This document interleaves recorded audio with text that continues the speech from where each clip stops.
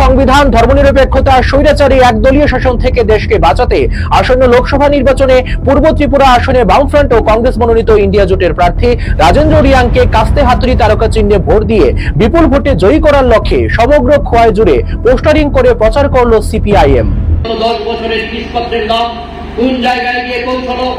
আজ থেকে 10 বছর আগে মনমোহন সিং যখন প্রধানমন্ত্রী ছিলেন, সেই সময় একটা গ্যাসের সিলিন্ডার আপনারা কত টাকা দিয়ে কিনতেন? 400 টাকা, 450 টাকা। আজকে 1100 টাকা, 1200 টাকা দিয়ে গ্যাসের সিলিন্ডার কিনতে হয়। শুধু গ্যাসের সিলিন্ডার না, চাল, ডাল, চিনি, কেরোসিন, তেল, সমস্ত জিনিসপত্রের দাম, সিমেন্ট থেকে শুরু করে রড, ওষুধপত্রের দাম, সমস্ত কিছু আজকে অস্বাভাবিক হারে জিনিসপত্রের দাম বেড়ে চলেছে। আমরা যদি দেখি গোটা দেশের মধ্যে বেকারি আজকে এমন একটা জায়গায় গিয়ে পৌঁছেছে, কেন্দ্রীয় সরকার তার দপ্তরগুলির মধ্যে লক্ষ লক্ষ শূন্যপদ, তারা সেখানে নিয়োগ করছেন না।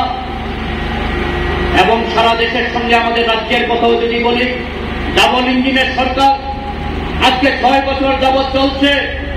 এই রাজ্যের বেকারদের চাকরি কোথায়? আজকে ত্রিপুরা রাজ্যে ডাক্তারি পাস করে, ইঞ্জিনিয়ারিং পাস করে ঘরে ঘরে বেকার। ফলে বেকার সমস্যা আজকে শুধু ত্রিপুরা না, গোটা দেশে বিজেপি সরকারের শাসনকালে একটা ভয়ঙ্কর চেহারা ধারণ করেছে।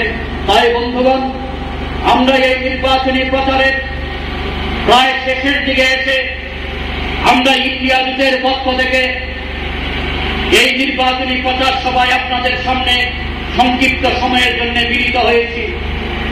আপনারা জানেন, গত 6 বছর যাবৎ আমাদের রাজ্যের মধ্যে একটা দম বন্ধকর পরিস্থিতি চলছে।